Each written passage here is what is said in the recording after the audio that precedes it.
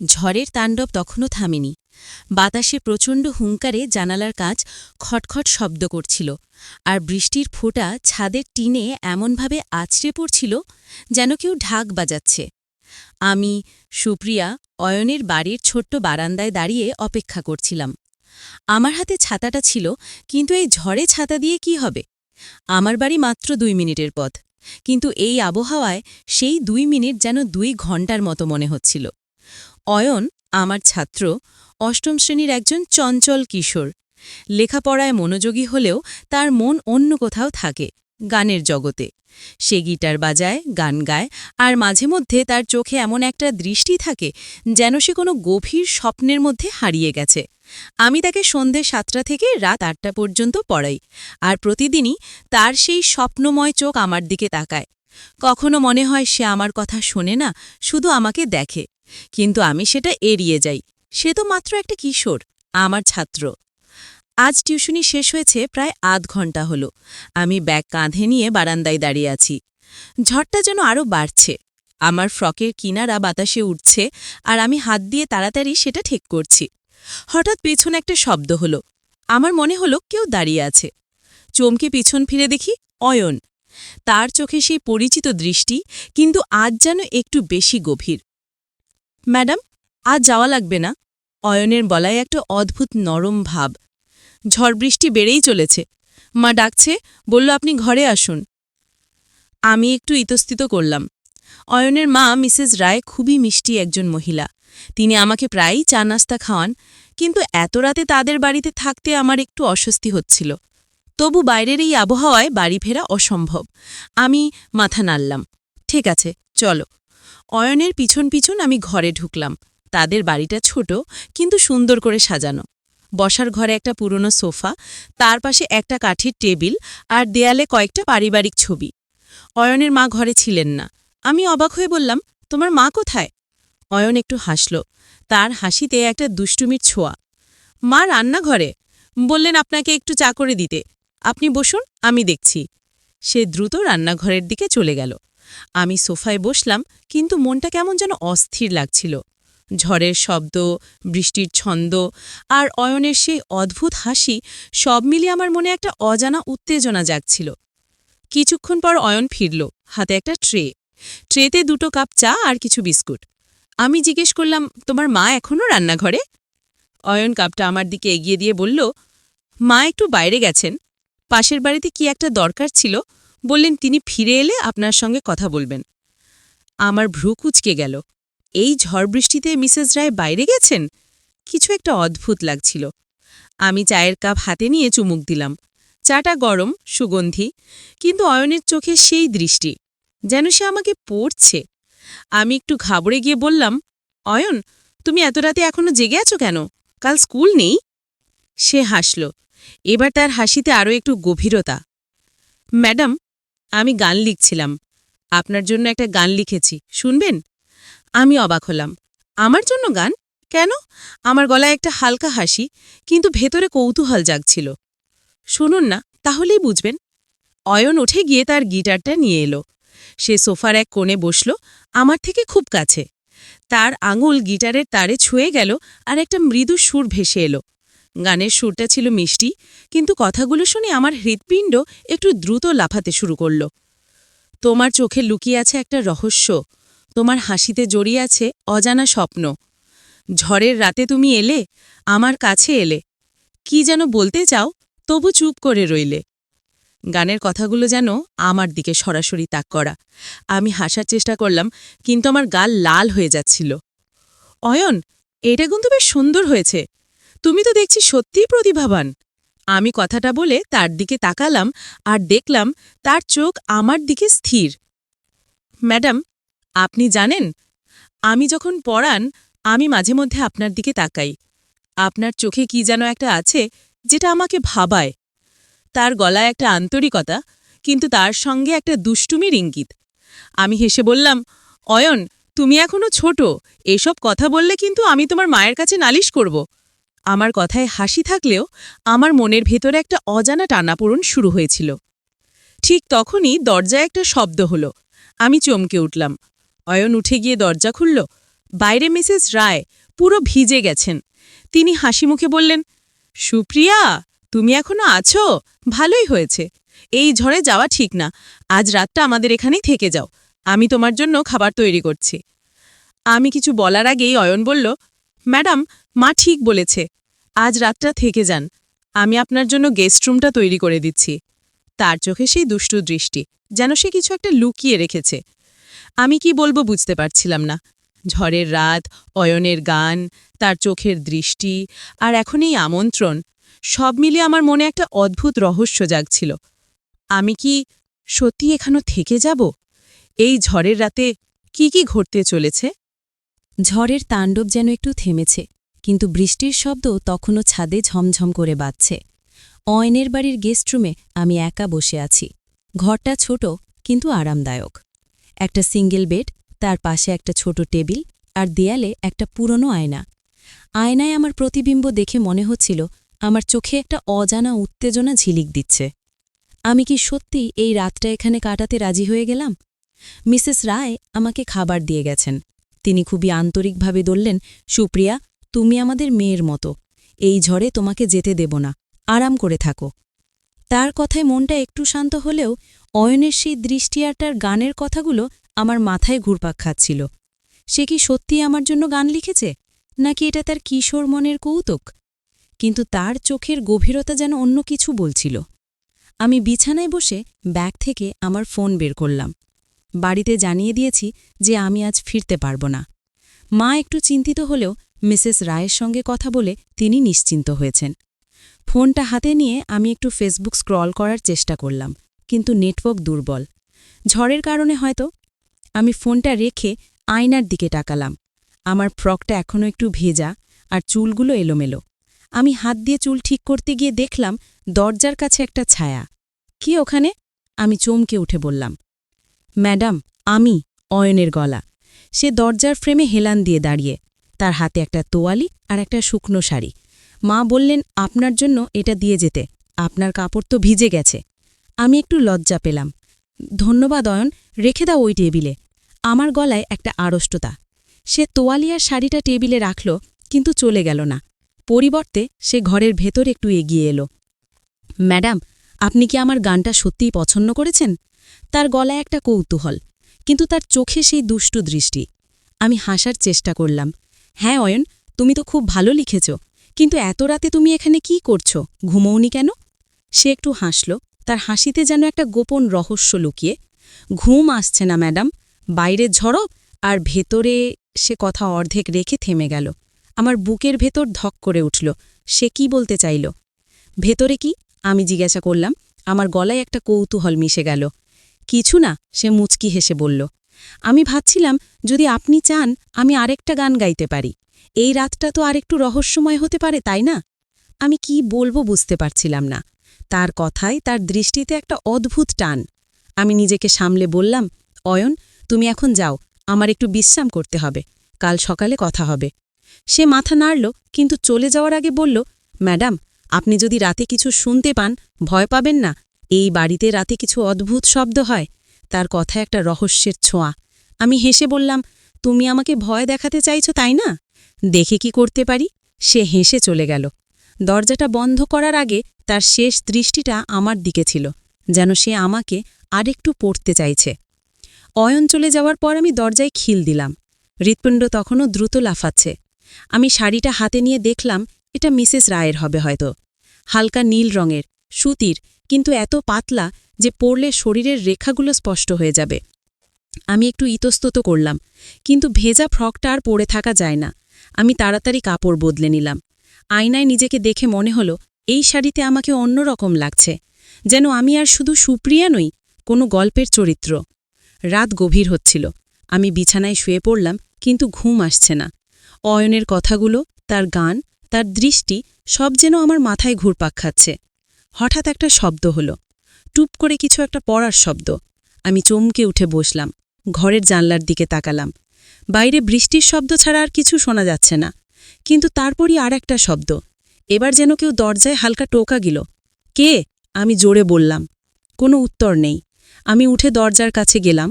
খিল খোলার আগে আমার হাত কাঁপছিল। দরজা খুলতেই দেখি কেউ নেই, হলঘরটা অন্ধকার। শুধু দূরে অয়নের ঘরের দরজার নিচ দিয়ে একটা হালকা আলো আসছে। আমার মন বলছিল ফিরে যাই, কিন্তু কৌতূহল আমাকে টানছিল। আমি হলঘরে পা বাড়ালাম। অয়নের ঘরের দরজা সামান্য ফাঁকা করা। ভেতর থেকে গিটারের একটা মৃদু সুর ভেসে আসছে। আমি দরজার কাছে গিয়ে দাঁড়ালাম। অয়ন বিছানায় বসে গিটার বাজাচ্ছিল।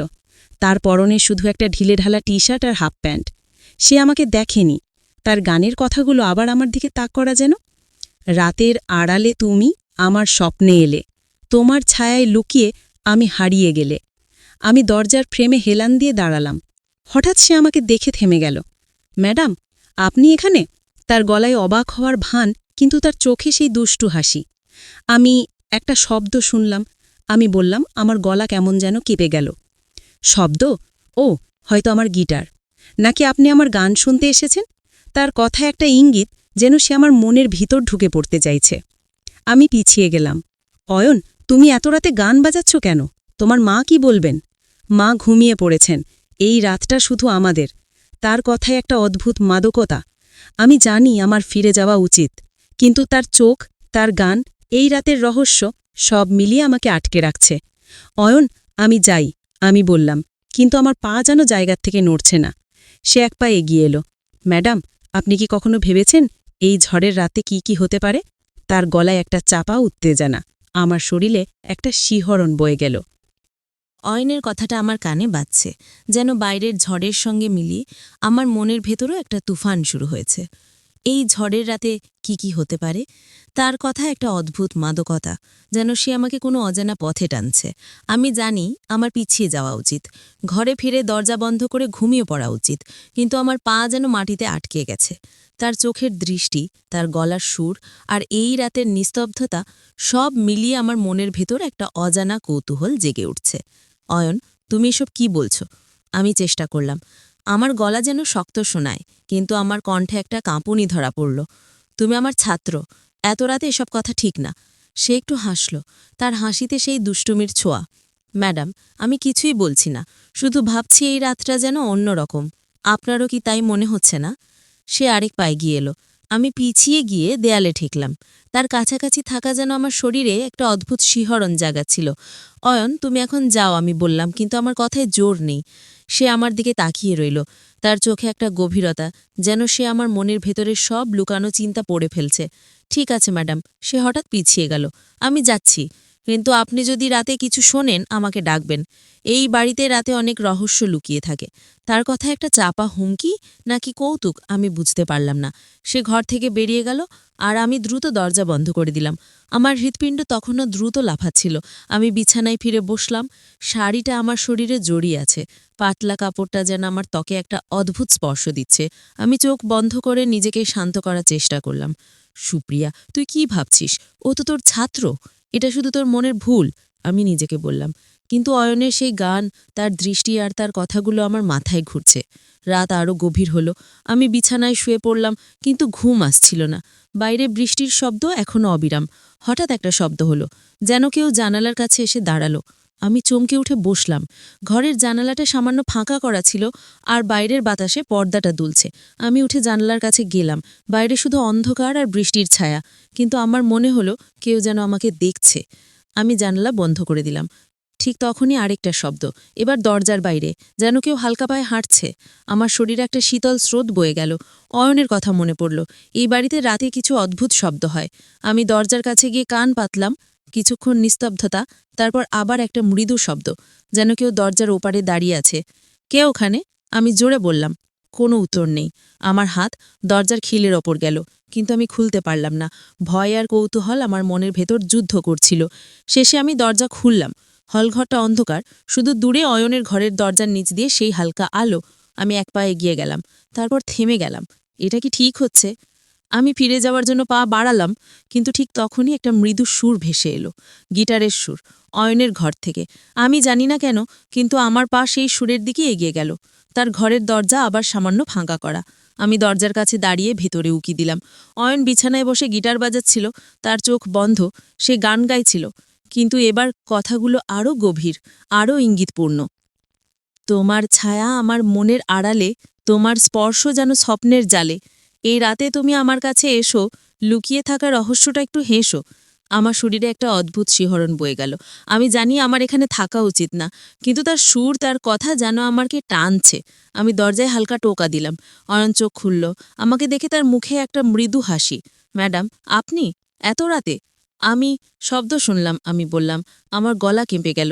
তুমি এখনও গান গাইছ? সে গিটারটা পাশে রেখে উঠে দাঁড়ালো। ম্যাডাম, এই রাতে গানই আমার সঙ্গী, কিন্তু আপনি এসেছেন, এখন গানের দরকার নেই। তার কথা একটা অদ্ভুত ইঙ্গিত। সে আমার দিকে এগিয়ে এলো, আর আমি আবার দেয়ালে ঠেকলাম। অয়ন, তুমি কি বলছো আমি বুঝতে পারছি না, আমি বললাম। কিন্তু আমার মনের ভেতরে একটা যুদ্ধ চলছে। আমি জানি আমার ফিরে যাওয়া উচিত, কিন্তু এই রাত, এই রহস্য, এই ঝড়, সব মিলিয়ে যেন আমাকে আটকে রাখছে। ম্যাডাম, আপনি কি কখনো ভেবেছেন কিছু মুহূর্ত শুধু রাতের জন্য তৈরি? সে বলল, তার গলায় একটা চাপা উত্তেজনা। এই রাতে কেউ জানবে না, কেউ দেখবে না, শুধু আমরা আর এই ঝড়। আমার শরীরে একটা তরঙ্গ বয়ে গেল। আমি জানি এটা ভুল, আমি তার শিক্ষিকা, কিন্তু তার কথা, তার দৃষ্টি যেন আমার ভেতরের সব বাধা ভেঙে দিচ্ছে। আমি কি করব? ফিরে যাব নাকি এই রহস্যের গভীরে ডুবে যাব? ঠিক তখনই বাইরে একটা জোরে বাজ পড়ল। ঘরের আলো কেঁপে উঠল, আর আমার হৃৎপিণ্ড যেন থেমে গেল। অয়ন আমার দিকে আরেক পা এগিয়ে এলো। ম্যাডাম, ভয় পাচ্ছেন? আমি তো আছি, সে বলল, তার গলায় একটা অদ্ভুত নরম ভাব। আমি কিছু বলার আগে আরেকটা শব্দ হলো, এবার বাড়ির প্রধান দরজার দিক থেকে। আমি চমকে উঠলাম। এটা কি ছিল? আমি জিজ্ঞেস করলাম। অয়নের মুখে একটা রহস্যময় হাসি। বললাম তো ম্যাডাম, এই বাড়িতে রাতে অনেক রহস্য লুকিয়ে থাকে, চলুন দেখি কি হয়েছে। সে আমার হাত ধরার জন্য হাত বাড়ালো, কিন্তু আমি তাড়াতাড়ি পিছিয়ে গেলাম। আমি একাই দেখতে পারি, কিন্তু আমার মন বলছে এই রাতের গভীরে আমি একা নই। এই বাড়িতে, এই ঝড়ে কিছু একটা ঘটতে চলেছে। বাড়ির প্রধান দরজার দিক থেকে আসা শব্দটা আমার হৃৎপিণ্ডকে যেন এক মুহূর্তের জন্য থামিয়ে দিয়েছিল। অয়নের দৃষ্টি তখনও আমার ওপর স্থির, তার মুখে সেই রহস্যময় হাসি। চলুন ম্যাডাম, দেখি কি হয়েছে। তার গলায় একটা উৎসাহ, যেন সে এই রাতের রহস্যের গভীরে ডুব দিতে উৎসুক। আমি তার হাত ধরার প্রস্তাব এড়িয়ে দ্রুত হলঘরের দিকে এগিয়ে গেলাম।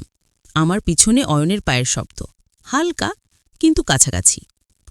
হলঘরটা অন্ধকার, শুধু বাইরের বৃষ্টির শব্দ আর মাঝে মধ্যে বিদ্যুতের ঝলকানি ঘরটাকে আলোকিত করছে। আমি প্রধান দরজার কাছে গিয়ে থামলাম। দরজাটা সামান্য ফাঁক করা, আর বাইরের ঠান্ডা বাতাস ভেতরে ঢুকছে।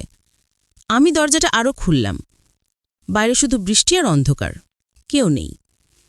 তবু আমার মনে হচ্ছিল কেউ যেন এইমাত্র এখানে ছিল। কেউ নেই, আমি ফিসফিস করে বললাম, নিজেকে শান্ত করার চেষ্টায়। হয়তো বাতাসের শব্দ, অরণ বলল, তার গলায় একটা অদ্ভুত নরম ভাব। সে আমার পাশে এসে দাঁড়ালো, এত কাছে যে তার শ্বাস আমার কাঁধে লাগছিল। আমি তাড়াতাড়ি পিছিয়ে গেলাম। অয়ন, তুমি এত কাছে কেন? আমার গলায় একটা তীক্ষ্ণতা, কিন্তু আমার মনের ভেতর সেই দ্বন্দ্ব তখনও চলছে। আমি জানি এই মুহূর্তে আমার ঘরে ফিরে যাওয়া উচিত, কিন্তু এই রাত, এই বাড়ি, এই রহস্য সব যেন আমাকে আটকে রেখেছে। ম্যাডাম, আপনি ভয় পাচ্ছেন? অয়নের গলায় একটা কৌতুক। আমি তো বলেছি আমি আছি। তার চোখে সেই দুষ্টু দৃষ্টি, যেন সে আমার সঙ্গে একটা খেলা খেলছে। অয়ন, এটা কোনো খেলা না, আমি বললাম, আমার গলা কঠিন করার চেষ্টায়। আমি তোমার শিক্ষিকা, তুমি আমার ছাত্র, এসব কথা বন্ধ করো। সে একটু হাসল, তার হাসিতে একটা গভীরতা। ম্যাডাম, আমি কিছুই বলছি না, শুধু ভাবছি এই রাতটা যেন আমাদের জন্য তৈরি। আপনি কি কখনো ভেবেছেন কিছু মুহূর্ত শুধু রাতের আড়ালেই বাঁচে? তার কথাগুলো আমার মনের ভেতর একটা ঝড় তুলল। আমি জানি আমার এ কথার জবাব না দেওয়া উচিত, আমি জানি আমার ঘরে ফিরে যাওয়া উচিত, কিন্তু তার চোখ, তার গলার সুর যেন আমাকে একটা অজানা পথে টানছে। আমি নিজেকে সামলে বললাম, অয়ন, আমি ঘরে যাচ্ছি, তুমিও ঘুমাও। আমি দ্রুত হলঘর পেরিয়ে আমার ঘরের দিকে এগিয়ে গেলাম, কিন্তু পিছনে তার পায়ের শব্দ শুনলাম। আমি থেমে ফিরে তাকালাম। অয়ন দাঁড়িয়ে, তার হাতে গিটারটা। ম্যাডাম, একটা শেষ গান শুনে যান, এটা আপনার জন্য। তার গলায় একটা অনুরোধ, কিন্তু তার চোখে সেই রহস্য। আমি ইতস্তত করলাম, অয়ন, এটা ঠিক না, আমি যাচ্ছি। কিন্তু আমার পা আবার থেমে গেল।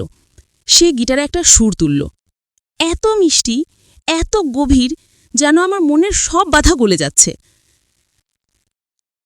তোমার ছায়া আমার হৃদয়ে জড়িয়ে, তোমার হাসি আমার স্বপ্নে হারিয়ে, এই রাতে তুমি আমার কাছে এসো, একটু কাছে, একটু বেশি কাছে। গানের কথাগুলো যেন আমার শরীরে একটা তরঙ্গ বয়ে দিল।